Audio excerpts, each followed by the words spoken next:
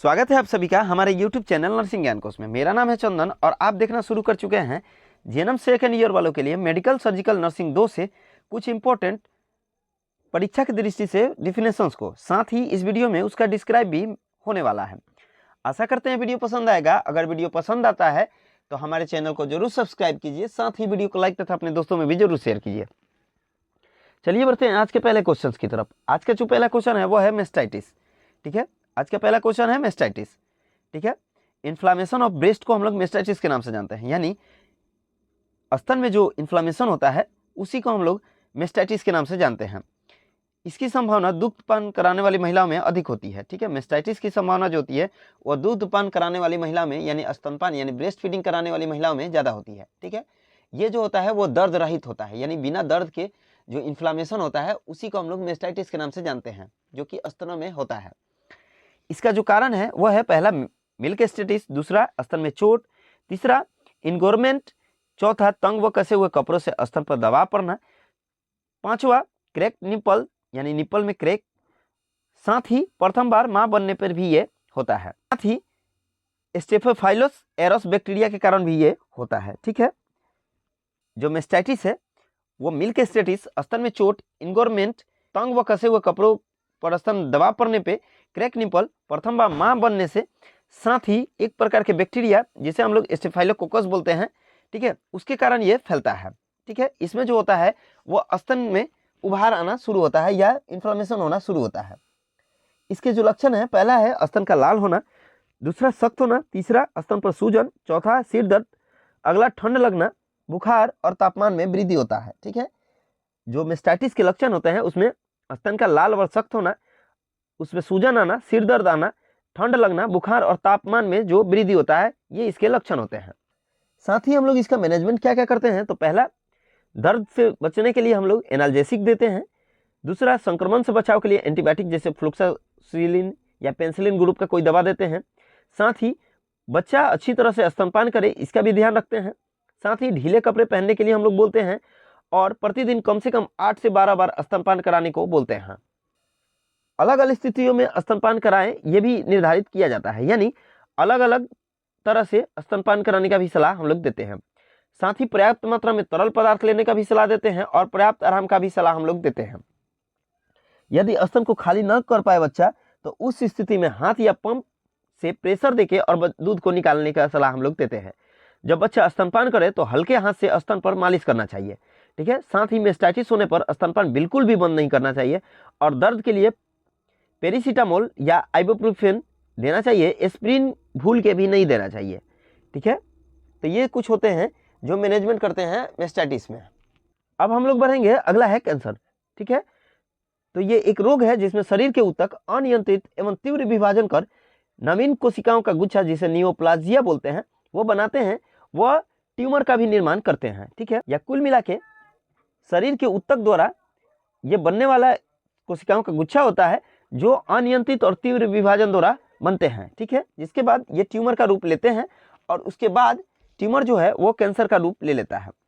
अर्थात ये बोलें कि कैंसर एक रोग है जिसमें शरीर के किसी अंग की कोशिकाओं में अनियंत्रित एवं तीव्र विभाजन होता है तथा इस अंग के कार्य अनियंत्रित हो जाते हैं। यह अनियंत्रित वृद्धि अन्य अंगों तक प्रसारित हो जाती है जिससे मृत्यु तक हो जाती है। ठीक है, कैंसर एक रोग है जिसमें कोशिकाओं या ऊतक जो होते हैं वो अनियंत्रित तरीके से टूटकर और अलग एक गुच्छा बनाते हैं। अब हम लोग देखेंगे कैंसर के क्या क्या कारण होते हैं। ठीक है, कैंसर के कारण हम लोग देखेंगे, तो पहला है धूम्रपान। ठीक है, कैंसर जो होता है वो धूम्रपान से भी ये होता है, साथ ही एल्कोहलिज्म जो होते हैं वैसे भी रोगी को ये होता है, यानी शराब के सेवन करने से भी ये होता है, साथ ही कुछ विशेष दवाओं का भी सेवन करने से कैंसर रोग उत्पन्न होता है। पैराबैंगनी किरण जिसे अल्ट्रावायलेट रे बोलते हैं उससे भी संपर्क में आने से ये होता है, साथ ही कुछ कीटनाशक या रसायनों का अत्यधिक उपयोग जैसे डीडीटी, ठीक है, इस सब का उपयोग करने से भी ये होता है। रेडिएशन का संपर्क में आने से भी ये होता है, साथ ही बायोवेपन्स है जैसे मस्टर्ड गैस, एंथ्रेक्स, इस सब का भी उपयोग करने से कैंसर रोग उत्पन्न होता है। साथ ही अगर वायु प्रदूषण जैसे aerosol, particulate matter, SO, CFC यानी क्लोरोफ्लोरोकार्बन जिसे बोलते हैं हम लोग, ये सब फैल जाए या अत्यधिक मात्रा में वायु प्रदूषित हो जाए तो उस कंडीशन में भी कैंसर उत्पन्न होता है। साथ ही water pollution virus infection, family history, auto immunity disorder, अत्यधिक तैलीय यानी फैटिये भोजन, साथ ही टोबैको चेविंग और ओबेसिटी भी इसका कारण होती है, यानी मोटापा जो होती है वो कैंसर का कारण होती है। ठीक है, तो ये कुछ था कैंसर के कारण का या किसके द्वारा ये फैलता है। अब हम लोग देखेंगे कैंसर के वर्गीकरण को। ठीक है, अब हम लोग देखेंगे कैंसर के वर्गीकरण को। तो कैंसर का जो वर्गीकरण है वो नीचे दिया हुआ है। पहला है कार्सिनोमा जो कम खतरनाक होता है, दूसरा होता है सर्कोमा बहुत ज़्यादा खतरनाक होता है, तीसरा होता है बेनाइन ट्यूमर कम खतरनाक होता है, चौथा होता है मैलिग्नेंट ट्यूमर ये भी बहुत खतरनाक होता है। साथ ही सॉलिड कैंसर और जो हेमेटोलॉजिकल कैंसर होते हैं यानी तरल कैंसर, ये जो होते हैं वो बहुत ज़्यादा खतरनाक कैंसर के श्रेणी में आते हैं। ठीक है, तो कैंसर के वर्गीकरण है वो 6 भागों में होता है। पहला कार्सिनोमा, दूसरा सर्कोमा, तीसरा बेनाइन, चौथा मैलिग्नेंट, पांचवा सॉलिड और चौथा होता है हेमेटोलॉजिकल कैंसर। ठीक है, तो ये होते हैं कैंसर के प्रकार, जिसमें पहला carcinoma, sarcoma, benign, malignant, solid और हेमेटोलॉजिकल कैंसर होते हैं। आगे बढ़ते हैं, अगला है कैंसर के अलग अलग स्टेज जो होते हैं उसको डिफाइन करना है। ठीक है, कैंसर के जो स्टेज होते हैं जो गंभीरता के अनुसार निर्धारित किया जाता है उसको हम लोग देखेंगे। तो पहला होता है स्टेज 0। ठीक है, यानी 0 स्टेज जिसे बोलते हैं। इसमें जो होता है वो कार्सिनोमा इन सिटू होता है, यानी कैंसर की उत्पत्ति होती है, यानी कार्सिनोमा जो होता है वो बनना शुरू होता है, यानी ट्यूमर जो होता है वो धीरे धीरे डेवलप या बनना शुरू करता है। दूसरा होता है ट्यूमर अपने ही स्थान पे रहते हैं। ठीक है, यानी स्टेज 1 में ये ट्यूमर जो होते हैं वो अपने स्थान पे अस्थायी हो जाते हैं। तीसरा जो स्टेज होता है उसमें ट्यूमर जो होते हैं वो बढ़ना शुरू करते हैं। ठीक है, 0 स्टेज में ट्यूमर जो होती है वो नहीं बनती है। कैंसर के जो अनियंत्रित गुच्छे होते हैं या जो ट्यूमर फैलाने वाले गुच्छे होते हैं कोशिकाओं के, वो अनियंत्रित रूप से टूटना शुरू करती हैं। साथ ही पहले स्टेज में जो होता है वो ट्यूमर अपने स्थान पे स्थापित हो जाता है।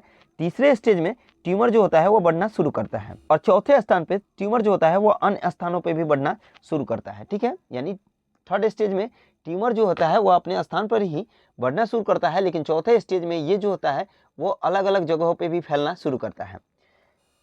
अब हम लोग देखेंगे ग्रेडिंग। अभी हम लोगों ने जो स्तर था उसको देखा था, अब हम लोग देखेंगे ग्रेडिंग को। तो इसमें भी 4 ग्रेडिंग किया जाता है। पहला जो ग्रेडिंग है उसमें सामान्य कोशिकाएं इन कोशिकाओं से अलग होती हैं, यानी जो कैंसर फैलाने वाली कोशिकाएं होती हैं यानी सेल होते हैं वो नॉर्मल कोशिकाओं से अलग होती हैं। दूसरा जो होती हैं कोशिकाएं एबनॉर्मल होती हैं। ठीक है, ग्रेड 2 में कोशिकाएं जो होती हैं वो एबनॉर्मल होना शुरू होती हैं।